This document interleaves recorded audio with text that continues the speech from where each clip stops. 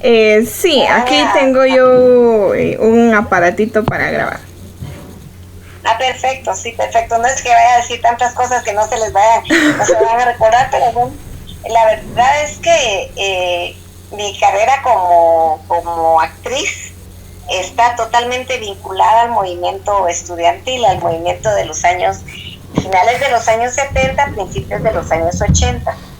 Entonces, está íntimamente ligada, porque yo empecé a hacer teatro, por decirlo así, en la universidad. Yo entré a la universidad en el año 78. Ustedes, yo creo que ni sus papás habían nacido.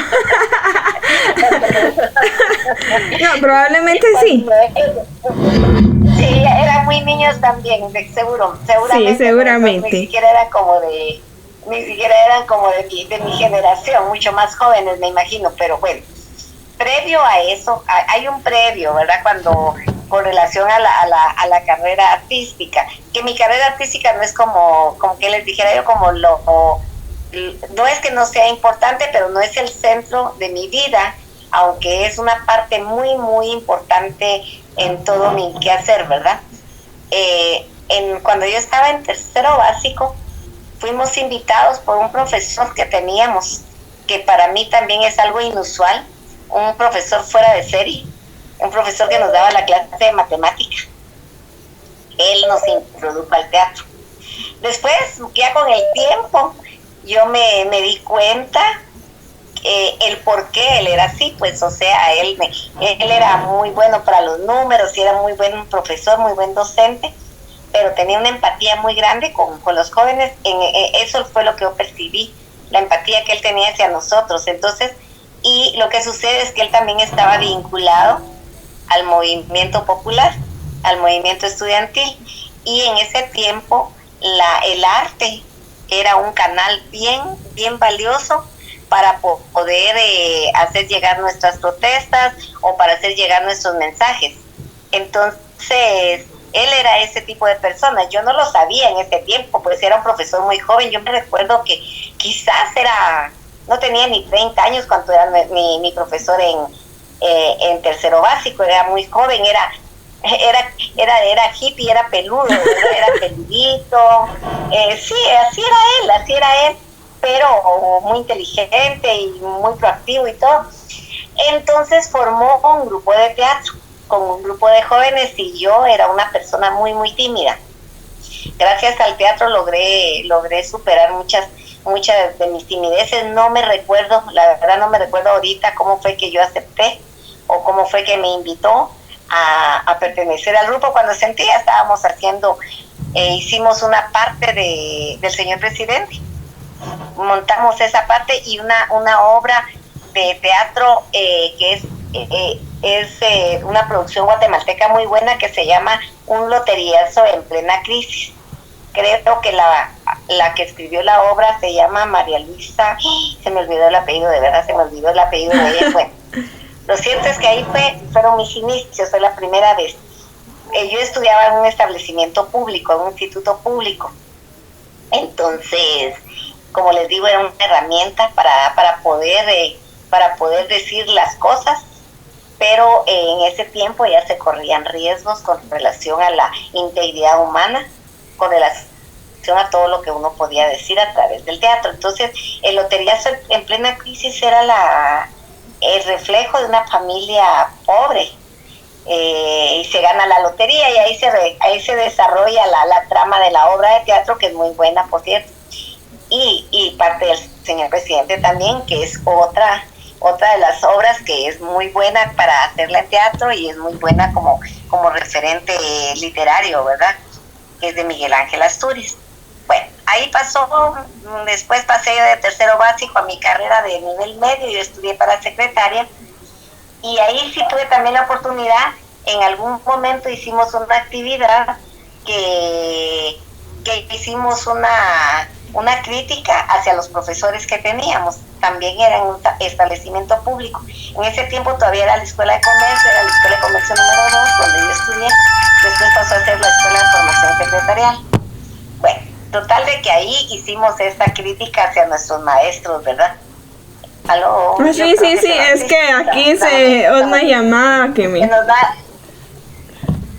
Sí, se nos va, ahí está. Total.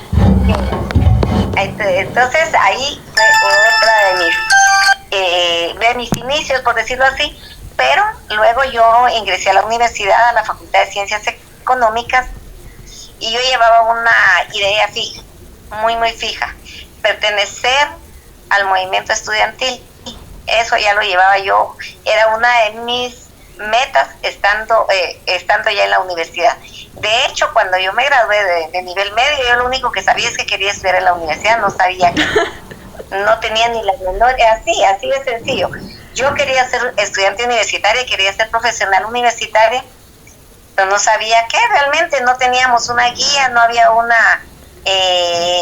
examen de orientación vocacional que nos dijera para qué éramos aptos o cuáles eran nuestras inclinaciones a estudiar en la universidad.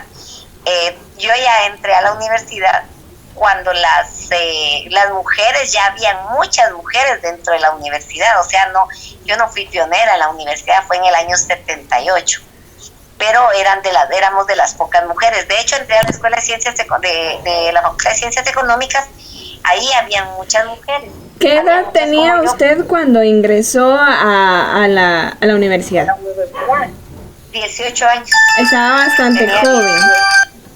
Súper joven, pero teníamos en ese tiempo, no sé qué pasaba, pero no sé, me da la impresión que teníamos un grado de madurez un poquito mayor del que tienen los jóvenes ahora.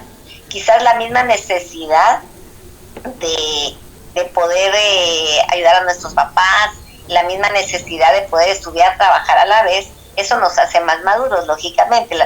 Los estudiantes, yo me he dado cuenta, los estudiantes de la universidad que son de la nocturna son mucho más maduros que los jóvenes que estudian en las carreras de día, porque los que estudian de día son estudiantes dependientes de sus papás totalmente, ¿verdad? Regularmente.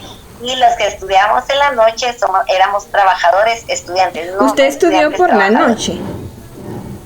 Estudié ciencias económicas. Yo estaba estudiando ciencias económicas. Como les digo, no sabía qué era lo que quería. Ajá. Para la universidad yo me puse a pensar, soy secretaria, voy a trabajar en una empresa donde de repente voy a estudiar administración de empresas porque de repente puedo ser una gerente, ¿verdad? O sea, esa era la idea.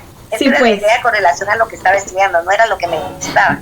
Pero estando ahí, me involucré inmediatamente. Eso fue mi primer paso al movimiento estudiantil universitario, el teatro.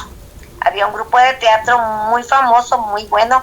Era un teatro huelguero como el que se hace en la universidad, o como el que se hacía en ese tiempo, porque ahorita ya no hay expresiones teatrales de esa categoría en la universidad, y si hay, son muy pocas. Entonces ingresé al grupo de teatro Nalga y Pantorrilla.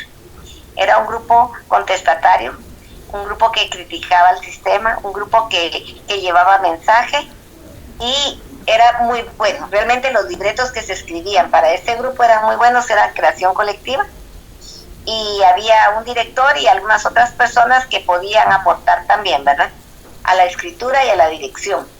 Ahí fue donde yo, en el año 78, fue cuando yo ingresé por primera vez a este grupo de teatro, que por cierto, quien me invitó al grupo de teatro fue uno de mis compañeros que tuve en nivel medio, que por ahora es un gran escritor de teatro, director de dramaturgo y director. Él estudió arte en la universidad. Estudiamos juntos en ciencias económicas. Ya estoy cambiando. Ciencias económicas estudiamos juntos, pero la vida nos hizo cambiar por muchas situaciones. Yo, por mis vínculos en la universidad con el movimiento estudiantil, me tuve que retirar años más tarde y luego regresé, pero ya no regresé a ciencias económicas. Cuando regresé de nuevo a la universidad ya sabía que era lo que yo quería. Me di cuenta. Llevábamos cursos como ciencia política, sociología, metodología de la investigación, matemática. Así era yo nula en matemáticas. Pero decidió seguir economía. Yo eso quería estudiar economía, porque la idea mía era estudiar administración de empresas. Ajá, sí. Pero estando ahí no me gustó administración, porque la carrera de economía tiene tres, o sea, la facultad de economía tiene tres carreras, perdón, auditoría, economía y administración de empresas. Entonces yo decidí que iba a estudiar administración al entrar, pero estando ahí dije, no, administración no es lo mío, no me gusta mandar, no me gusta tener ese tipo de responsabilidad y no me gustaba ser parte de las personas que manejan personal a su cargo, o sea, parte de la gente que ayuda a explotar a los trabajadores. Yo no quería ser parte de eso, entonces dije, no, voy a estudiar economía, pero era mala para los números que iba a hacer ahí, ¿verdad? Y me di cuenta que era muy buena para las clases teóricas. No muy buena, era mejor. ¿Para qué me voy a echar flores? Era mejor en las clases teóricas que en las prácticas. Por ejemplo, estadística o matemáticas aplicadas. Había una que se llamaba matemática financiera. Para mí eso para mí no iba a eso. Entonces fue cuando me pasé a la Escuela de Ciencia Política. Pero fue luego de haber dejado la universidad, porque vino una ola de represión muy fuerte. Que, por cierto, durante los años, vamos a ver, 78, 80, 81, más o menos, en el 80 fue que se desintegró casi nuestro grupo de teatro por la represión que había. ¿Cuál es el nombre de su grupo de teatro? Perdón. Nalga y Pantorrilla. Nalga y Pantorrilla. ¿El nombre me preguntas? Sí. Nalga y Pantorrilla, sí, exactamente.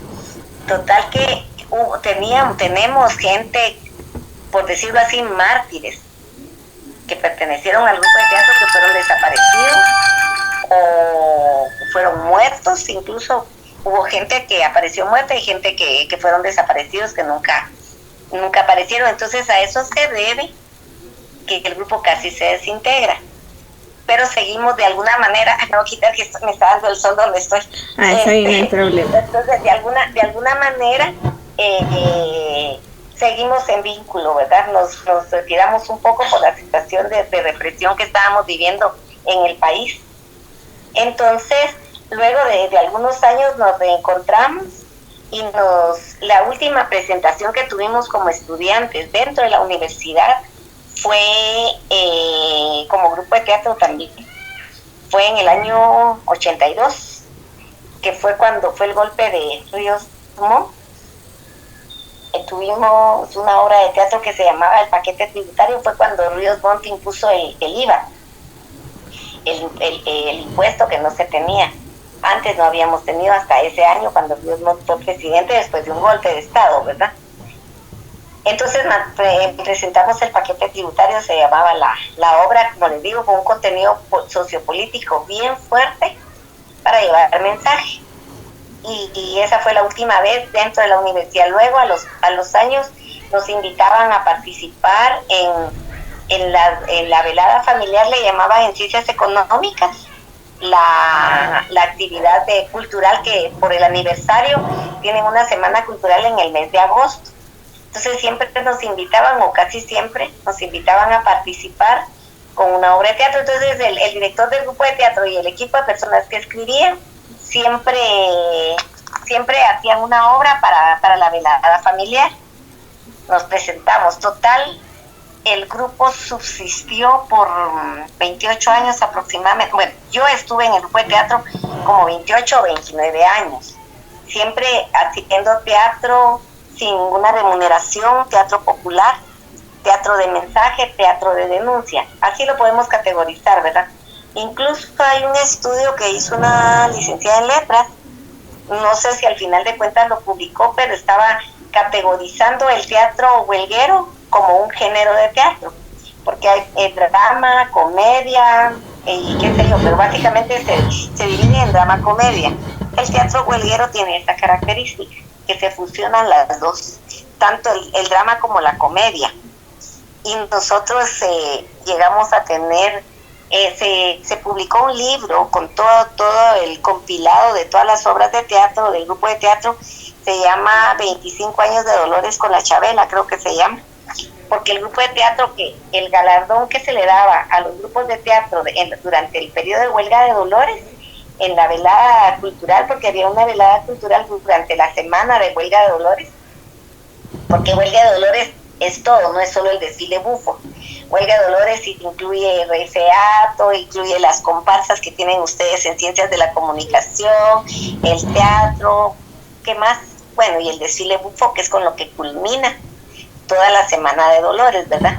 Entonces, dentro de ustedes me imagino que también han de saber que se da la Chabela de Oro a la mejor obra de teatro. Así es. Nosotros supimos, creo que 5, si no estoy mal, 5 obras, 5 chabelas, no me recuerdo si 3 o 5, pero como grupo de teatro. Ciencias Económicas tuvo varias chabelas, creo que llegaron a tener 10, 11 por ahí, no estoy segura. Porque, como les digo, los estudiantes de la noche es diferente a los que estudian en la mañana, y por la carrera que estudiamos hay una concepción diferente del mundo, una concepción un poquito más. Presento a mi compañerita Jocelyn Paraíso. Jocelyn. Ana, mucho gusto, buenas tardes. Buenas tardes, mucho gusto. Ya Wendy nos contó que usted platicó. Entonces no sé si tienen alguna otra pregunta directa o seguimos platicando, o sigo platicando, qué pena, porque soy la única que ha platicado. No sé cómo estamos. Pues, Muy bien. Ahí, muchas gracias. Nosotros es pues la primera vez que platicamos así, tenemos la experiencia de entrevistar a alguien. Nos hubiera gustado personalmente, ¿verdad? Y pues reunirnos en algún lugar, pero ahí sí que la situación no nos deja. Entonces lo vamos a hacer por este medio. Y usted habló con nuestra compañerita Wendy, ¿verdad? Con ella sí logró comunicarse. Sí, yo creo que con ella era, porque estabas tú, ¿cuál es tu nombre? Carolina Medina, perdón, Carolina Medina. Y quién era con quien estaba hablando, es que estaban 2 personas al principio. Ajá. Y faltaba alguien más, o sea, tú eras la que faltaba. Entonces, sí. Pero no sé, ahí, y como les estaba comentando, cómo fue que me involucré dentro del movimiento de teatrales universitario, y luego que es parte del movimiento estudiantil de la USAC, ¿verdad? Entonces no sé si hay alguna otra pregunta, ya hasta se me olvidó, ya los años pasan. Exactamente qué era lo que les estaba diciendo. Pues, no sé si tienen preguntas directas o qué. Fíjese que nos gustaría saber, usted hace teatro, ¿verdad? Actualmente, hacer teatro con contenido feminista, ¿cree usted que es una moda? ¿Hacer teatro con contenido feminista, ¿cree usted que es una moda, Sandrita? No, para nada, no es una moda. Hacer teatro feminista es como se llama, es una reivindicación. Para mí que es una reivindicación, o sea, con ese eje transversal, que es una gran necesidad de hacer visibilizar a las mujeres. No es que sea una moda. Bueno, regularmente las teorías sociológicas, que es lo que yo estudié al final de cuentas, que ya no les terminé de comentar, sí. Voy a terminar esa parte, que ya no terminé la carrera de Ciencias Económicas, sino que cuando yo me retiré, volví y estudié Sociología. Entonces, las teorías sociológicas tienen cierta tendencia por época también, y teatro feminista no necesariamente puede ser, no necesariamente es una moda, simplemente es una reivindicación para todas las mujeres que hemos sido invisibilizadas a lo largo de la historia. Entonces es una gran necesidad de mostrarle al mundo que las mujeres existimos, que las mujeres hemos hecho historia a lo largo, ahí sí que valga la redundancia, a lo largo de la historia, que nos ha costado llegar a ciertos puestos. Incluso si ustedes revisan en los puestos de poder hay muy pocas mujeres, y lamentablemente, por ejemplo, en el caso de Roxana Valdetti, que tuvo la oportunidad de ser la primera vicepresidenta de la historia en Guatemala, en lugar de hacerlo bien, lo hizo totalmente mal, porque asumió posturas machistas, posturas que no iban en congruencia con las mujeres ni para ayudar a las mujeres, sino todo lo contrario, posturas que hubiera tomado un hombre, como cualquier otro, como un dictador casi también, ¿verdad? Podría decir. Pero sí, no es moda, es una tendencia que debe de existir. Ay, muchas gracias. Bueno. ¿Jocelyn tiene alguna pregunta? Yo sí tengo pregunta directa para usted. Dime. ¿De qué sentido tiene para usted hacer teatro? Bueno, como te decía, es una forma de expresión, una forma de llevar un mensaje, que así fue como nació mi interés por el teatro. Además de eso, lo que te contaba, yo era una persona sumamente tímida, quizás por las condiciones en que fui criada, con muchas limitaciones de expresión. Los niños y las niñas no teníamos derecho de expresarnos, solo los adultos, no podíamos participar de las conversaciones de los adultos, entonces éramos muy reprimidos. Entonces, lógicamente, todas esas circunstancias con las que vas creciendo te hacen ser de determinada forma. Entonces, en el momento en que yo empecé a hacer teatro, primero me hizo ser un poquito más segura de mí misma y de tener una autoestima un poquito mejor. Entonces esa es una de las primeras situaciones para mí, en lo personal. Pero, como también he dicho, el teatro no puede dejar de ser político. El teatro es político y por eso es que ha tenido sus consecuencias negativas con relación a la persecución de las personas que hicieron teatro, sobre todo en los años 80 y para atrás, de los años 80 para atrás. Entonces, para mí que es una herramienta, es un instrumento ay, se me fue la palabra. Es una herramienta para poder expresarnos nosotros. A través de nuestra persona, se expresan muchas personas. O sea, en el teatro podemos decir muchas cosas que mucha gente no puede decir, que mucha gente por diferentes circunstancias calla, ¿verdad? Entonces es una herramienta para aprender también, es una herramienta de aprendizaje. O sea, la lúdica puede ser aplicada totalmente a la educación. El teatro se aplica a la educación también. Por eso es que hay otras actividades lúdicas a nivel de la educación, porque es una forma de aprendizaje también, es una forma de poder aprender. Eso de esencia sería. Muy bien, muchísimas gracias. Tengo otra pregunta más. ¿Qué diferencia existe en hacer teatro universitario y el que hace fuera?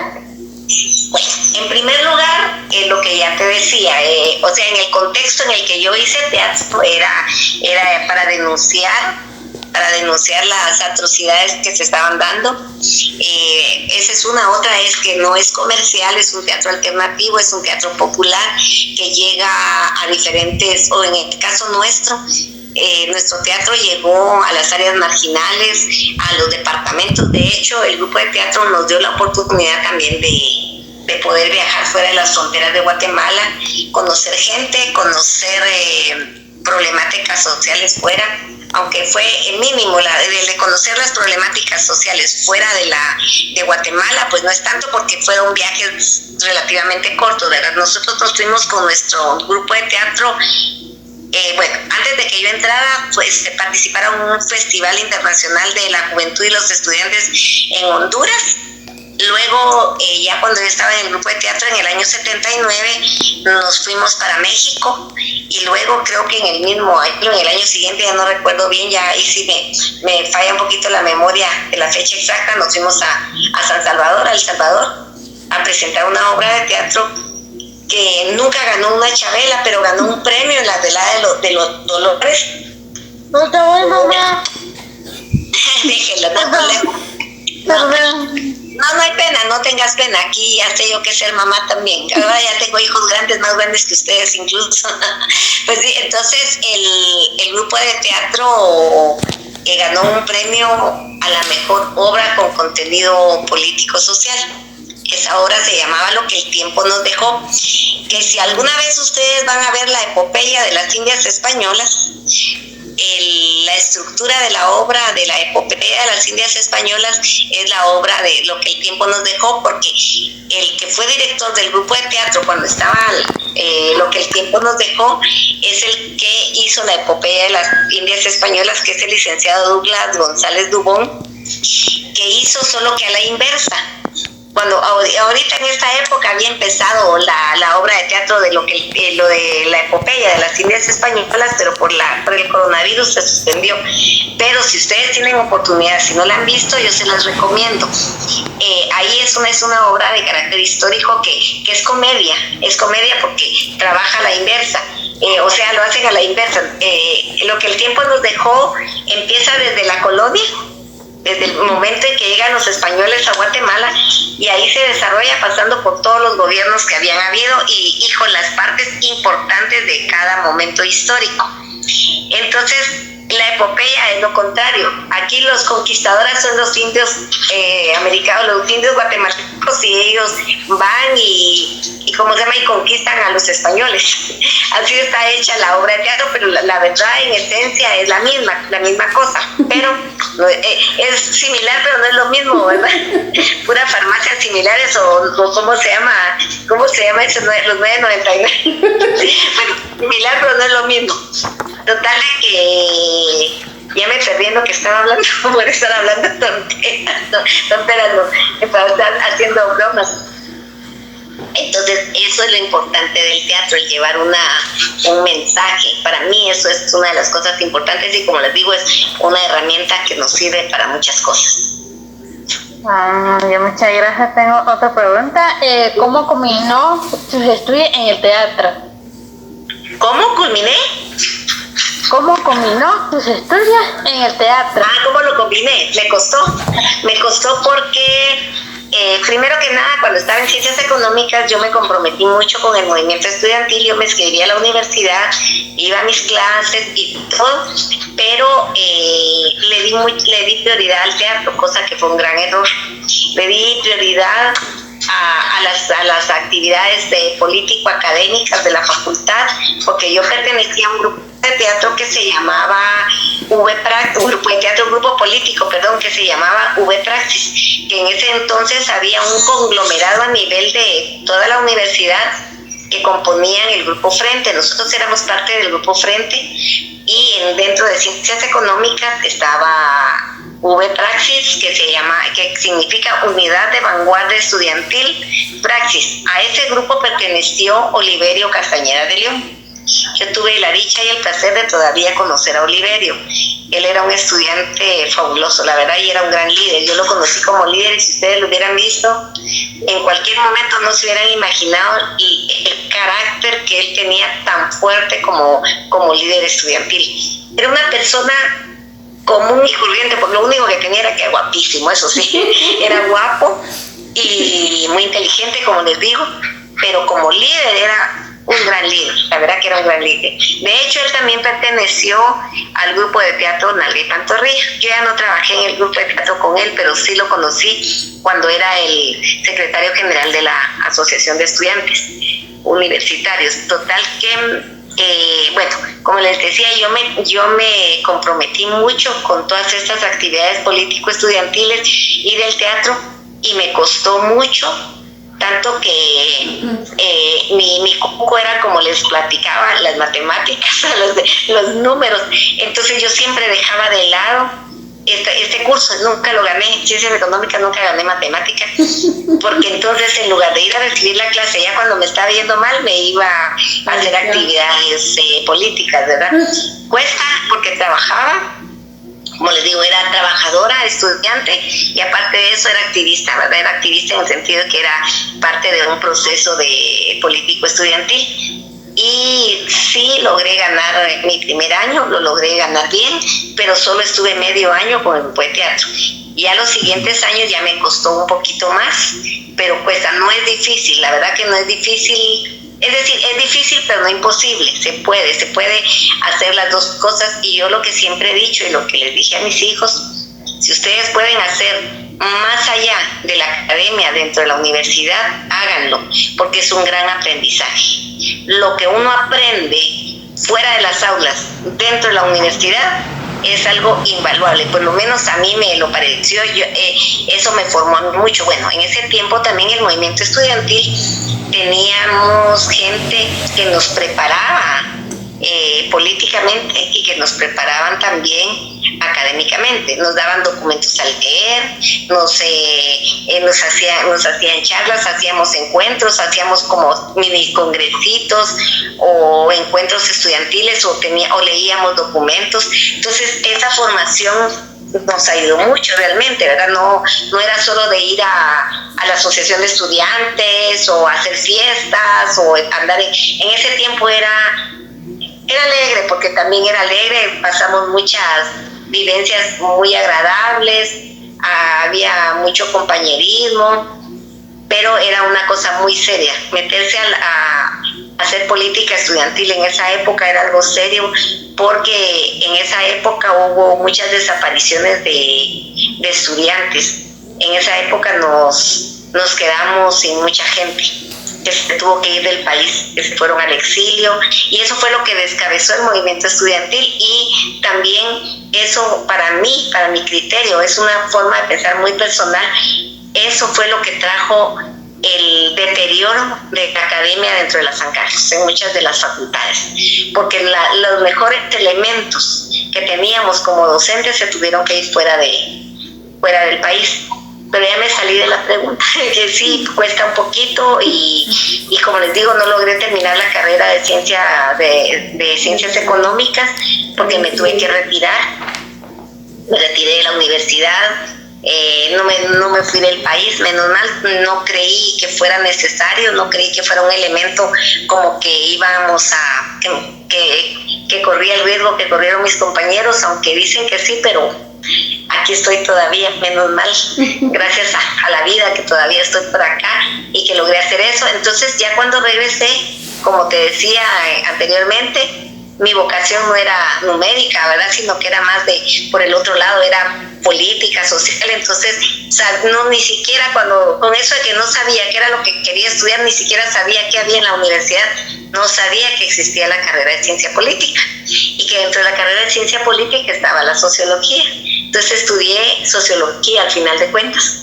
Ya no terminé ciencias económicas, solo saqué un año completo y un semestre más. Bueno, saqué el segundo año sin ganar todos los cursos, esa es la verdad. Pero sí, tuve que dejar varias veces de estudiar, porque si faltaba, le perdía el ritmo, a menos de que fueran las clases teóricas, que era de leer y presentar exámenes, trabajos, así. Pero sí cuesta mucho combinar no solo la parte artística, sino que también la parte académica, ¿verdad? Y la parte política que teníamos en ese tiempo.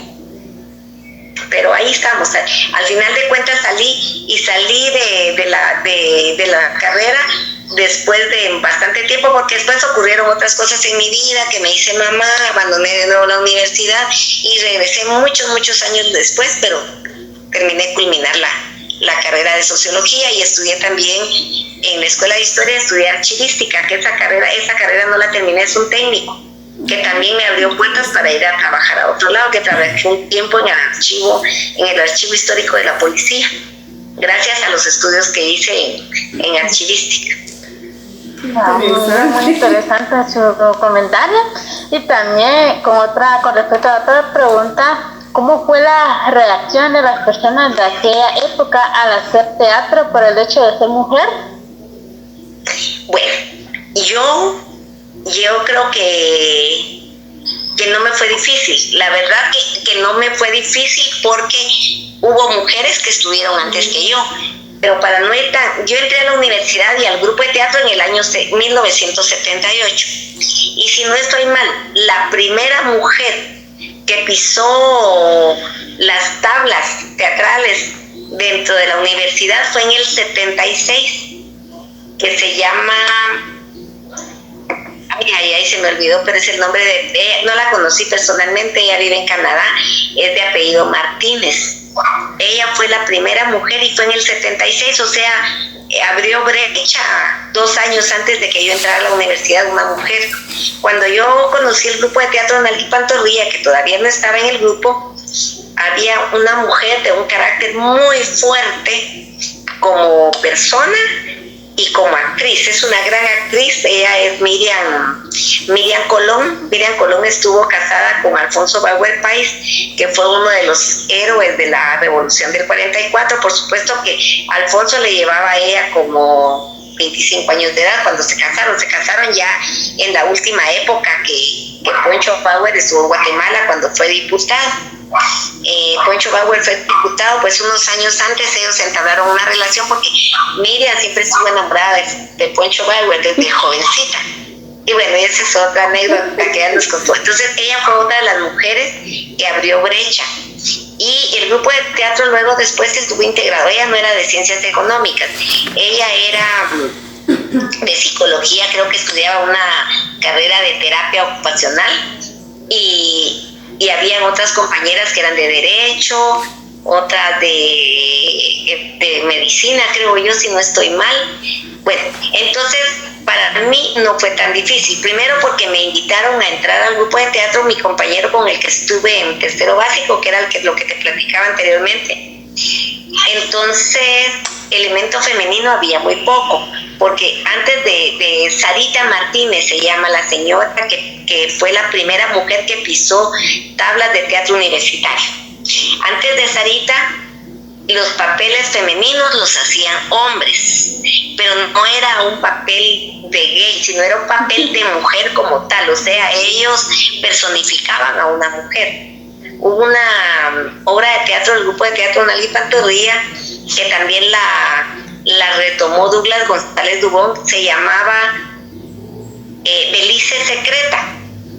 Ahí habían personajes femeninos que eran mujeres de afrodescendientes, personificaban a mujeres negras afrodescendientes, y hablaban como hablan los caribeños, ¿verdad? Entonces, muchos de los compañeros hacían el papel de mujeres. Y luego, en los años 90, creo que Douglas González fue cuando Belice se estaba independizando de Guatemala, porque Belice todavía supuestamente en el mapa pertenecía a Guatemala, pero el gobierno guatemalteco nunca veló por Belice. Entonces Douglas tomó exactamente el mismo libreto y la adaptó casi en su totalidad, era la obra original, pero la adaptó para cuando se estaba separando Belice de Guatemala y le puso Goodbye Belice. Pero a lo que vamos es que en ese tiempo había muchos papeles de mujer y no era un gay ni estaba... por lo menos yo así lo sentí, o así lo percibí, era un respeto hacia la mujer en ese momento, que estaban personificando mujeres. Entonces, como les digo, cuando Sarita Martínez incursionó en el teatro universitario, fue quien abrió la brecha. Cuando yo entré, me invitaron, y mi primer papel, yo no sirvo para bailar, paradójico, yo no bailo bien, y le hacía falta pareja a mi compañero para un baile que iban a hacer en una obra de teatro, La Velada Familiar de Económicas. Entonces así fue como yo me involucré al grupo de teatro, pero inmediatamente empecé como era el deseo que yo tenía de pertenecer al movimiento estudiantil, como el grupo de teatro pertenecía al grupo político que estaba en el poder en ese tiempo, no me fue tan difícil involucrarme en el movimiento estudiantil, donde estaba V-Praxis, que era lo que les contaba. Entonces no me sentí rechazada nunca. Si yo veo ahorita, en ese momento no lo sentí así, pero si yo veo ahorita los comportamientos que tenían los compañeros hombres hacia nosotros, eran a pesar de que ellos eran de un pensamiento mucho más amplio que el común denominador, eran bastante machistas. Y lo veo reflejado ahora que nos juntamos ya como viejos, ¿verdad?, a una reunión. De hecho, montamos una obra hace 2 años que fue para despedir el grupo de teatro, para cerrar ese círculo del grupo de teatro. Entonces presentamos una obra en el Lux, en el Teatro Lux, que fue ahí donde nosotros nos presentamos, ahí fue donde obtuvimos nuestra última Chabela de Oro. Pero si yo veo esos comportamientos ahora, que ya tengo un pensamiento muy diferente, que ya sé distinguir el feminismo del machismo, que ya sé cómo es que los chistes y las bromas que se hacen son totalmente machistas, ahora yo me hubiera sentido totalmente ofendida. De hecho lo siento, y no los voy a cambiar, porque definitivamente no creo que pueda cambiarlos. Sin embargo, se les hace ver que lo que están haciendo es ofender a una mujer. En aquel tiempo era un chiste más, ¿verdad? O los chistes clasistas, homofóbicos, racistas se daban fácilmente dentro del grupo. Entonces yo creo que con el pensamiento que yo llevaba de poder pertenecer al grupo de teatro, tanto como al movimiento estudiantil, no me incursionar, no me sentí ni rechazada, ni me sentí vulnerable en ningún momento, porque en ese tiempo había mucho paternalismo también. O sea, el machismo también tiene eso, ¿verdad? Que te protegen, que tratan de proteger como mujer. Así me sentí yo en muchos momentos. Sin embargo, me fui haciendo independiente con relación a ese tipo de cuidados que tenían con nosotros. Nunca me faltaron al respeto, quizás con bromas y chistes que para mí en ese momento eran normales, por decirlo así, o natural, escuchar que se mofaran fácilmente de una mujer, de un gay o de un indígena, ¿verdad? Cosa que ahora yo no lo permitiría. Pero sí, así fue mi incursión, no fue tan difícil, la verdad. Y en ese tiempo entramos varias mujeres. Ya cuando yo llegué al grupo de teatro ya no era un grupo solo de hombres, ya habían varias mujeres. Y luego en ese tiempo nos incorporamos varias mujeres al grupo de teatro. De hecho, los papeles fuertes de un mensaje final regularmente los hacían las mujeres, porque regularmente terminábamos las obras de teatro con algún poema de Miguel Ángel Asturias, de Otto René Castillo o algo por el estilo, que era con lo que amarrábamos el final de una obra de teatro. Lo hacían las mujeres regularmente. Entonces nos sentimos incluidas, no excluidas. Así fue mi experiencia, ¿verdad? No fue tan difícil. Muy bien, muchas gracias. ¿Qué personaje le gustaba más interpretar? ¿Por qué? ¿Qué papeles? ¿O qué? ¿Qué personaje le gustaba más interpretar? ¿Por qué? Pues la verdad que no era como tener opción. Solo nos decían, este va a ser tu papel, el otro, o sea, para mí era indiferente. En un momento hice precisamente en lo que el tiempo nos dejó, mi papel era de una periodista que entrevistaba a los que venían de fuera, ¿verdad? Pero era una indígena que fueron de los que encontraron en Guatemala, por decirlo así, que entrevista a alguien más. Regularmente hice papeles, no sé, tal vez para mí en ese momento no los sentía relevantes. Quizás el simple hecho de estar en el grupo de teatro para mí ya era relevante, ¿verdad? Pero indiferentemente cualquier personaje me gustó. De hecho, ya en los últimos años, cuando ya salimos de la universidad, con el grupo de teatro estuvimos haciendo un poquito de teatro, siempre comedia política, y agarramos algunas obras que teníamos anteriormente en la universidad, pero ya fuera de la universidad, ya en el contexto de lo profesional, por decirlo, porque ya pagaban por ir a vernos. Entonces hubo una obra de teatro en la que yo fui Guatelinda, yo era el personaje central, porque nunca me he considerado actriz. Yo la verdad no me menciono como actriz, pero me han dicho que tengo que decirlo porque lo he hecho, ¿verdad? Entonces, y era el personaje central porque no había las otras mujeres que estaban dentro del grupo de teatro no tenían la experiencia que yo ya había tenido anteriormente, ¿verdad? O sea, la formación a través del tiempo de poder hacer el papel. Me gustó mucho también, ¿verdad? Porque era un personaje central de una mujer dentro de la obra de teatro. Y de ahí, pues, de mujeres comunes y corrientes, ¿verdad? He hecho ese tipo de personajes. Ahorita, de hecho, estoy haciendo teatro con un grupo de teatro que también salió del Teatro Huelguero, que es un grupo de teatro de medicina, de ciencias médicas, que es el grupo de teatro Ishel, que surgió por los años 90. Pero ellos también siguen reuniéndose y haciendo teatro.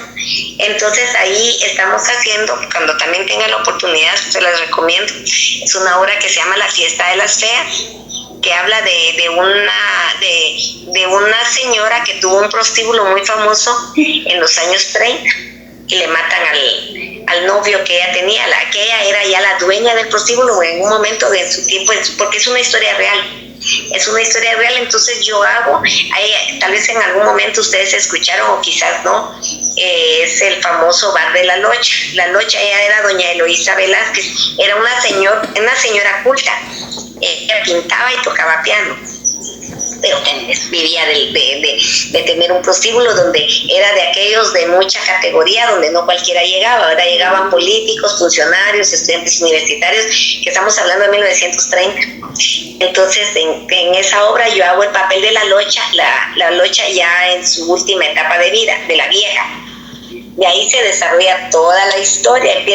Empiezo yo como la locha vieja y desaparezco de la escena, por decirlo así. Es un papel muy cortito que tengo, pero ese papel también me gusta porque es pequeño, aparentemente no, pero marca el inicio de la obra de teatro. Pero el papel que se me dé y que lo pueda hacer, bienvenido sea. Y ahorita ya también, fuera de la U, también estuve trabajando ahorita en el mes de marzo con los monólogos de la vagina. También tuve una representación. Me toca contar el monólogo de una señora de 80 y tantos años.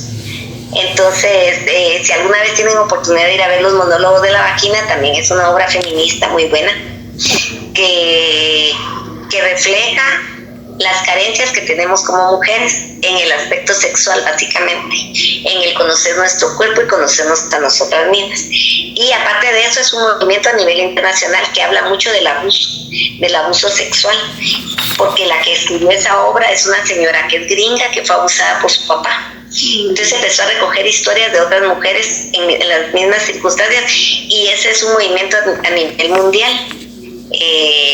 Los monólogos de la vagina se presentan como en más de 100 países. Entonces, también he estado con el teatro, nunca lo he hecho por dinero, sino porque me gusta. Esta totalmente involuntariado, igual que con el grupo de teatro de medicina. Tampoco ganamos nada, pero nos gusta hacerlo.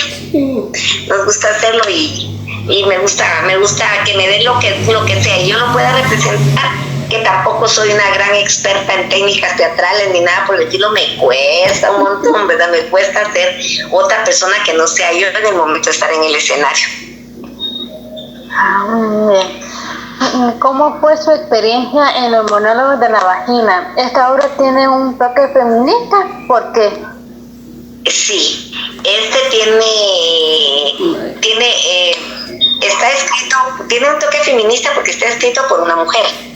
Luego defiende los derechos de las mujeres y presenta la problemática que han tenido las mujeres a lo largo de la historia en diferentes ámbitos. O sea, se habla de abuso, se habla de violación, se habla de coartar a la mujer como tal, como la mujer como sujeto, como persona que siente y vive, y cómo se le ha negado a las mujeres ser protagonistas de su propia historia, ¿verdad? Y lamentablemente los monólogos de la vagina surgen por una problemática, pero a la vez hay una reivindicación, o es el hecho de contar una historia de una mujer. Es bien interesante, porque hablamos como les digo, de esas problemáticas que tenemos las mujeres con nuestros cuerpos, y que desde el momento, para mí desde el momento en que una mujer se casa y se tiene que poner según la ley que es fulanita de tal, ya es una propiedad de alguien, ¿verdad? Entonces, eso es negarte tu propia identidad. Si querés puedes usarlo, incluso la ley lo dice, tenés derecho de usar el apellido de tu esposo, pero no la obligación. Entonces yo desde muy joven pensé en que si alguna vez yo llegaba a casarme, nunca iba a ser de alguien, porque nunca soy de nadie, ¿verdad? Entonces así lo cumplí y fui casada por 23 años y nunca me puse Sandra Rodríguez B, sino siempre fui Sandra Rodríguez, tal como estaba mi partida de nacimiento, y la ley no me puede obligar. Entonces, cuando trabajo en los monólogos de la vagina, es eso, es reivindicar a la mujer, es reivindicar y contar esa problemática que muchas personas no pueden contar.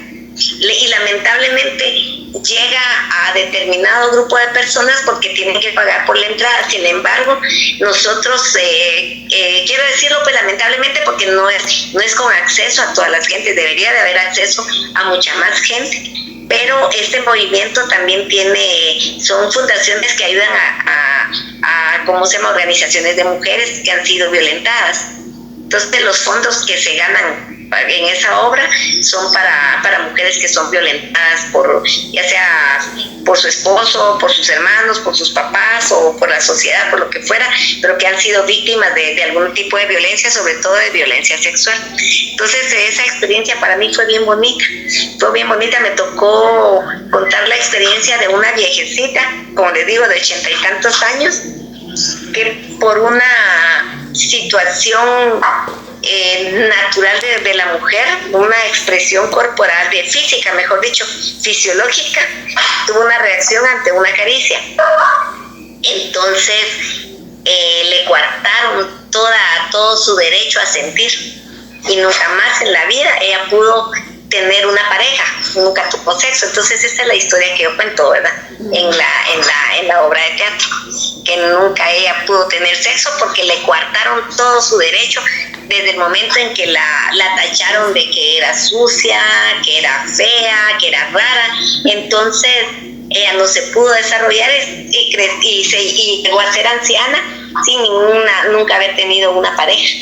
Así es la historia, pero ese tipo de historias que se cuentan, de hecho hay una historia que se cuenta en los monólogos de las personas que son abusadas durante una guerra, que son utilizadas como botín de guerra o como arma de guerra. Por ejemplo, en Guatemala, sin ir tan lejos, las mujeres del Sepur Zarco, que están contando su historia ahora, su historia real, fueron abusadas y fueron botín de guerra y fueron arma de guerra, porque abusaron de ellas y las esclavizaron, no solo como domésticas, sino sexualmente también.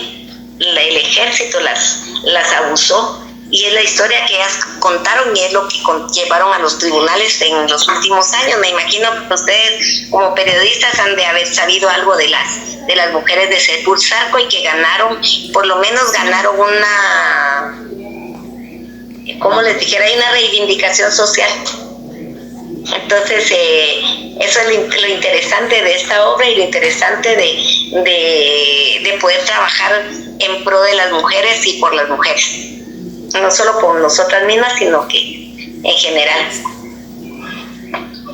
Muchísimas gracias por tomar tiempo de la entrevista.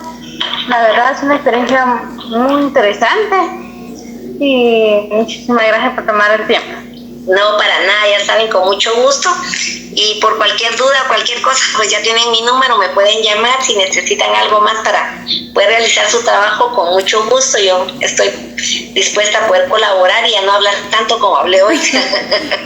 Gracias, Sandrita. Fíjese que todavía tenemos unas preguntas. Ojalá que sea de utilidad mi experiencia y lo que yo hice, que he hecho durante la vida, ¿verdad? Ojalá que sea de mucha utilidad para ustedes también en su trabajo, y también es bonito para mí, bueno, en lo personal, yo tomé ejemplos de mujeres mayores, o de, como decimos nosotras, de nuestras ancestras, para poder hacer o no hacer determinadas cosas en la vida en general, ¿verdad? No solo como...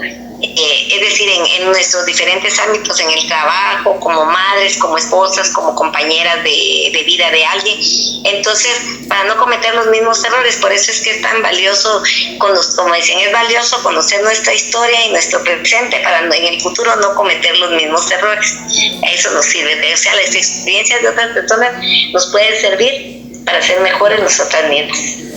Sandrita, perdone la molestia. Fíjese que todavía tenemos unas preguntas. ¿Cuenta usted con...? Claro, con gusto. ¿Y considera usted que hacer teatro feminista aporta sensibilidad en el tema de la violencia contra las mujeres? Sí, estoy convencida de que sí. Que sí, porque es como es una forma de dar a conocer y de ir permeando un poquito en la sociedad, porque la sociedad es bien dura.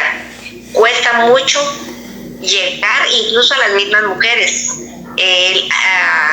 A las mujeres feministas les ha costado mucho llegar a hacer lucha, porque dicen que son unas locas, y las tachan de incluso que no es nada malo ni bueno, pues no puede ser, no, esas son marimachas, ¿verdad? o esas son lesbianas. Eso es lo primero que hablan de una mujer que es feminista. Y como que eso fuera malo, pues realmente, como les digo, no es ni malo ni bueno. Pero entonces el hacer teatro con corte feminista es bueno para ir dando a conocer sobre todo la problemática que tenemos las mujeres como sociedad también. Como les digo, cuesta un montón llegar y sensibilizar, pero a través del teatro podemos sensibilizar en diferentes aspectos. Muchas gracias, Sandrita. ¿Y cree usted que actualmente se fomenta el arte en las instituciones educativas? Pues según tengo entendido, por ley tendría que haber arte, pero en la práctica está muy mal. Tengo entendido que hasta quieren quitar a los profesores de música, ¿verdad? Sí. Cosa que la música también es una herramienta que puede servir para aprender, y la persona que toca algún instrumento musical pone de manifiesto, pone a trabajar una parte del cerebro que no trabajamos todos normalmente. Pero si alguien toca un instrumento musical, hace a las personas más inteligentes. El teatro también, y sensibiliza mucho. El teatro sensibiliza en cualquier tema, no solo en tema de mujeres, en cualquier tema. Y como les digo, es una herramienta de aprendizaje también en cualquier teatro, todo lo que es arte. Y entonces, para mí, los establecimientos educativos lo único que hacen es como hacer un rellenito, llevando a los jóvenes o a los niños al teatro a ver una obra de teatro X, buena o mala, no sé, pero que por cierto que es bueno porque hay compañeros que se dedican y que viven solo del teatro, entonces es bueno para ellos, ¿verdad? Pero también debería de haber manifestaciones artísticas que desarrollen los mismos alumnos dentro de los establecimientos educativos. Muchas gracias, Sandrita. Ya vamos a cumplir. ¿A qué personaje admira usted, Sandrita? ¿Perdón? ¿A qué personaje admira usted, Sandrita? ¿Por qué? ¿Personaje como mujer o en general? Que la haya inspirado a usted para hacer ahora lo que es en el teatro. Ay, Dios mío. La verdad es que fui conociendo a través de estar dentro del teatro, pero una de las primeras que admiré fue a Miriam Colón, como les decía, que fue una de las mujeres que conocí haciendo teatro huelguero y que tiene un carácter fuerte y muy buena actriz, por cierto. Es una de ellas que me inspira para poder seguir, pero ella sería una de las mujeres cercanas a mí que yo admiro mucho como mujer, como profesional y como actriz también profesional, porque ella no solo ha hecho teatro dentro de las aulas universitarias, ella ahora es una señora que tiene como 70 años, sin embargo es muy buena actriz. Dejó de hacer teatro hace algún tiempo, pero hizo teatro fuera de las aulas universitarias a nivel de compañías de teatro formales y que se dedican directamente a eso. Ahorita no se me viene alguien hay una señora también que fui a ver que me encantó, es doña Mildred Chávez, es una gran actriz guatemalteca que ya falleció. La fui a ver en 2 interpretaciones, en El Tren Amarillo y Los árboles mueren de pie, en la Universidad Popular. Ella es como actriz, directamente sin conocer su contexto ni nada, pero como actriz ella es una de las personas que también me inspiró. Muchas gracias, Sandrita. En toda su trayectoria artística, ¿qué es lo más gratificante que ha hecho?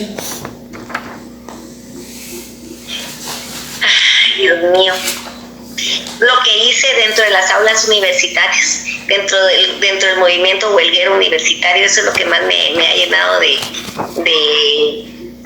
orgullo, al haber pertenecido en aquella época y en haber conocido el movimiento huelguero, no como el que conocimos del 2000 para hace un par de años. Hasta ahorita pues no se ha logrado sacar a la gente que está sirviéndose de la huelga de dolores solo para hacer plata y para sus propios intereses.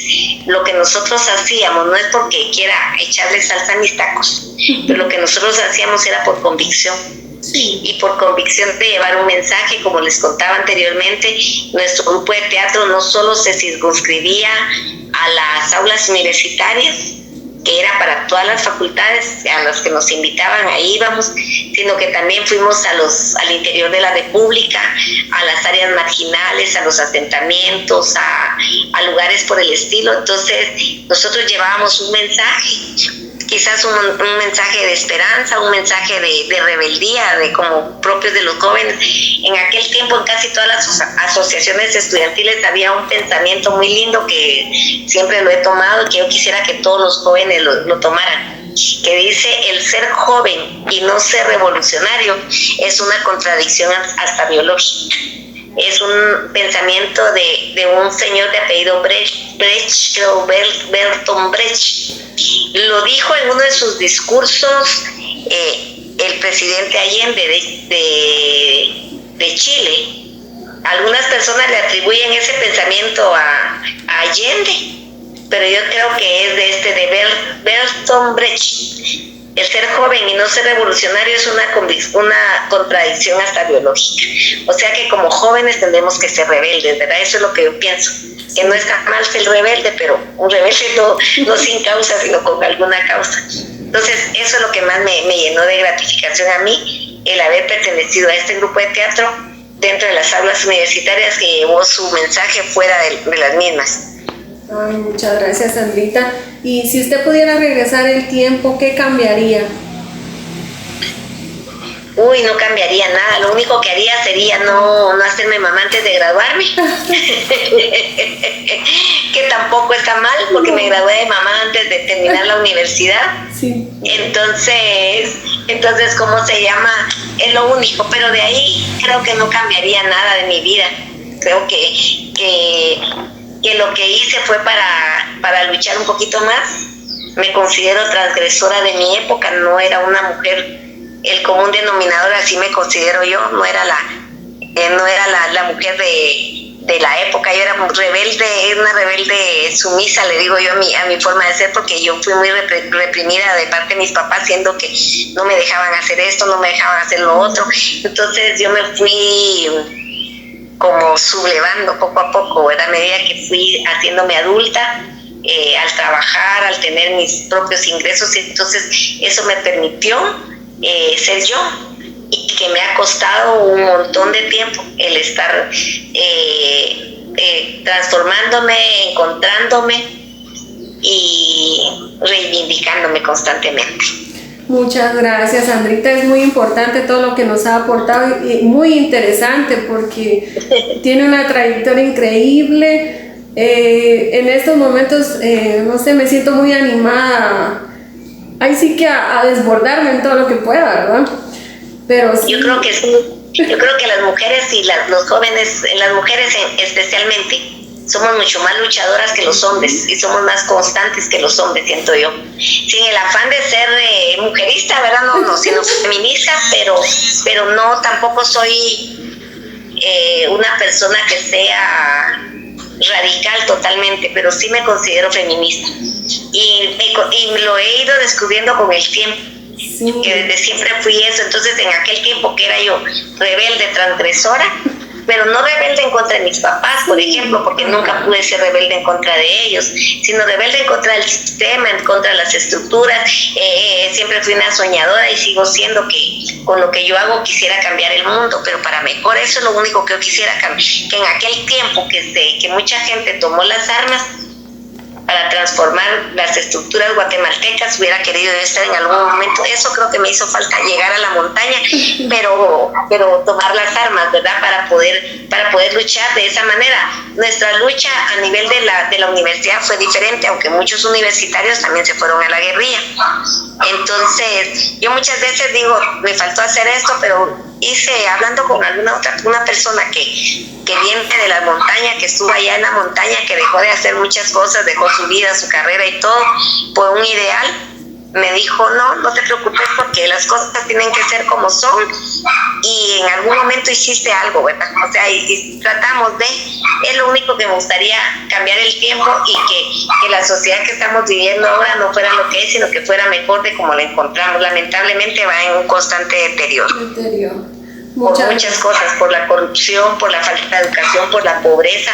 O sea que todo lo que nosotros vivimos toda esa delincuencia a la que estamos expuestos son fallas estructurales, son fallas del Estado que no ha tomado conciencia de que a los niños hay que educarlos, que también nos corresponde como papás, pero ellos deberían de tener todo para dar todas las herramientas para tener escuelas que eduquen bien a los niños, que tengan lo mejor para ellos y no tener maestros que están sobrevengando un salario. Entonces eso debería de hacer el Estado, velar por los niños para que en un futuro sean personas como ustedes, que están estudiando en la universidad, que quieren prosperar, que se quieren superar. Y como digo yo, la universidad tampoco ya no pensemos qué es lo que nos va a dar de vivir, porque habemos tantas gentes con tantas necesidades y tantas carencias que la universidad nos va a dar oportunidades, no las mejores siempre, pero si no estudiamos estamos peor. Entonces a la educación y a la mejor formación para los niños es mi apuesta. Muchas gracias, Sandrita. Fíjese que quisiéramos completar nuestra entrevista preguntándole su nombre completo. Sandrita, perdón. Yo escribo Sandra con Z. ¿Sí? Sandra Iliana, es que bien rara la forma de escribir mi nombre, por eso se lo digo. Sandra con Z, Iliana es ILLIANA. Yo cuando era niña creí que me llamaba Ileana, pero que si me llamo Iliana. Saber qué onda con mi papá, que me puso Sandra con Z.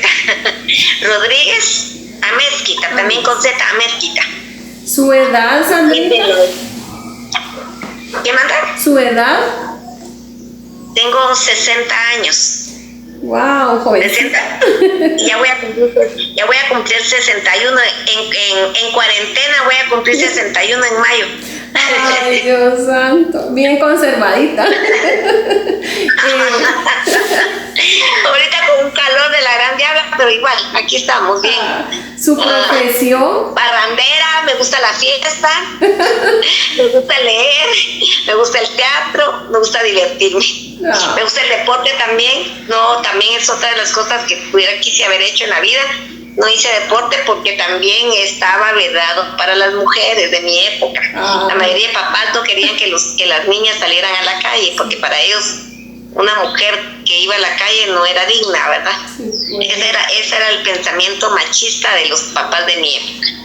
Y no era por mala onda, pues, sino que eso fue lo que les enseñaron y reprodujeron. Y entonces eso es lo que quise tratar de cambiar en mi forma de ser y en lo que yo hacía, cambiar ese tipo de pensamiento machista para tener mejores hijos. No sé si lo logré, si no, pues ahí están los patojos que ya están adultos, ya están grandes. ¿Y cómo se llama? ¿Qué otra pregunta aparte de la edad? Soltera por convicción, soy separada desde hace 13, 14 años creo yo. Tuve 3 hijos, no soy abuela todavía, creo que por eso me veo más hoy. Todavía no soy abuela, ninguno de mis hijos quiere ser papá todavía, ni creo que vayan a hacerlo, porque ya mi hijo mayor tiene 36 años a cumplir. Me hice mamá de 25, yo quería llegar a los 30 sin ser mamá, pero sí quería ser mamá. Te educaban para eso, pero yo no quería ser educada para eso, yo quería hacer muchas cosas, pero bueno, me adelanté 5 años. Entonces mi hijo y mi otro hijo es un año menor, y mi hija más pequeña que tiene 28 años. Entonces vivo con ellos ocasionalmente porque mis hijos van y vienen, ¿verdad? La que vivimos siempre es con mi hija. Ella estudia veterinaria, ya está por graduarse. Entonces ahí estamos haciendo locuras y haciendo de todo un poco. ¿Cuál es su profesión, Sandra? Me gusta la montaña, los volcanes. Antes caminaba a los volcanes junto con mis hijos, pero dejé de hacerlo hace muchos años porque ya por tiempo y por circunstancias, pero me gusta mucho, me gusta nadar también. No sabía nadar, sabía chapotear, me gustaba ahorita ya estoy yendo a nadar así, recibiendo clases y todo formalmente, pero por la cuarentena también estoy guardada en la casa por eso mismo. Sandrita, ¿cuál es su profesión? Yo estudié sociología, trabajo en la Universidad de San Carlos como personal administrativo en la Facultad de Odontología, y también estudié archivística, que ya no terminé. ¿Y su último He grado? trabajado como en el área sociológica, he trabajado en una que otra consultoría y una oportunidad que me fui a la universidad a trabajar en la unidad de prevención de violencia comunitaria. Pero trabajé solo 2 años, pero me convenía mucho más regresar a la universidad a trabajar como secretaria y ahí estoy como secretaria porque cuesta un poquito más conseguir trabajo de socióloga que de secretaria y menos mal la universidad es un buen patrono, también es algo que le agradezco a la vida el haber encontrado ese trabajo porque me ha permitido pues mantener a mis hijos y hacer muchas cosas, ¿verdad? Tener un trabajo estable sobre todo, ¿verdad? Sí. Como les digo, la universidad es un buen patrono y ahí estoy. Ahí cuando quieran también, o cuando regresemos, de repente en la universidad nos podemos juntar alguna vez. Ay, sí, sería... No para la entrevista, pues para tomarnos un cafecito un poquito más fuerte. Si quieren. ¿Verdad? Uy, qué malas juntas. Me van a decir Isabel que nos invité a eso. ¿Su último grado académico, Sandrita? Yo cerré la carrera de la licenciatura de sociología, me quedé pendiente de la tesis, no hay modo que la haga, tengo 10 años de estarla haciendo y no hay modo que la haga, pero sí cerré la carrera, que era una de las metas, terminar la carrera y pues ya solo me falta eso, ¿verdad? Y ya tengo una presión más, mi hija dice que no se gradúa hasta que no me gradúe, porque quiere que yo sea su madrina, pero sí tengo el cierre de carrera. Oh, qué bonito es. Sandrita, ¿alguna organización o institución que pertenezca actualmente? Pues alguna organización o colectivo. No, ahorita sí, como así como activista o algo por el estilo. Así es. Pues ahorita realmente retomamos con un grupo de personas que alguien tuvo la iniciativa y estamos en un grupo multidisciplinario que es de ¿cómo se llama? De conmemoración a los 100 años de la fundación de la AEU. O sea, hace 100 años, en mayo, cumple 100 años la AEU de haber sido fundada. Entonces estamos en esas. He pertenecido a diferentes colectivos de mujeres. Ahorita estoy trabajando con Big Day, se llama el grupo de mujeres que hicimos los monólogos de la vagina. Y estamos trabajando estamos haciendo unos talleres en línea porque ya no nos pudimos reunir para escritura feminista básicamente, pero no pertenezco a ningún grupo feminista así como tal, pero sí estoy vinculada a diferentes grupos de mujeres. Pero ahorita estoy con este grupo multidisciplinario que les cuento que estamos con la Asociación de Estudiantes Universitarios para conmemorar los 100 años, que se nos quedó parado también por lo mismo, pero habemos gentes de diferentes generaciones, desde los años 60 todavía hay 2, 3 por ahí, de ahí estamos los de los 70, 80, y así por décadas que estamos entonces hay de diferentes profesiones y de diferentes épocas del movimiento estudiantil. Entonces también estuve involucrada hasta hace poquitos años con otro grupo que se llama Honorables por Siempre, que son un grupo de personas, de jóvenes de ayer que pertenecieron que fueron honorables de su facultad, que pertenecieron al honorable comité de huelga de Dolores. El honorable no es por facultad, sino que es el que se compone, que es el que organiza todas las actividades de la huelga de Dolores. Entonces estaba yo con estos honorables por siempre hasta hace pocos años, que por tiempo y por cosas ya no seguí con ellos, que con ellos nos reuníamos año con año a hacer algunas actividades también en torno a la huelga de Dolores, que eso es lo que tampoco huelguera de corazón toda la vida. Yo fui huelguera desde antes de entrar a la universidad y conocí la huelga de Dolores yendo a los desfiles bufos con mi papá. Íbamos a ver los desfiles de huelga de Dolores y después yo seguí la tradición llevando a mis hijos. A ellos, a los varones, no les gustó la huelga de Dolores, sus razones tendrán y las respeto, pero porque ellos entraron a la universidad en la peor época de la gente de huelga de Dolores. Yo lo voy a decir ampliamente, del año 2000 al 2015 es el peor periodo que ha tenido la universidad como dirigencia estudiantil, donde han estado las mafias más horribles dentro del movimiento estudiantil, que es lo que muchos de los jóvenes conocieron. No quieren saber nada del movimiento estudiantil, mucho menos nada de la huelga de Dolores. Entonces mis hijos entraron en esa época, 2006, 2007, por ahí. Entonces no quieren saber nada de eso. Mi hija ya encontró los últimos años, ella sí fue del subhonorable de su facultad. Son lo que damnifica mucho, pues las homofobias, el clasismo, el racismo, el machismo sobre todo, que todo eso vaya terminando y se vaya superando para tener una mejor sociedad, ¿verdad? Bueno, de nuevo, muchas gracias, oye, por todo su apoyo y todas sus enseñanzas, de verdad, muchas gracias.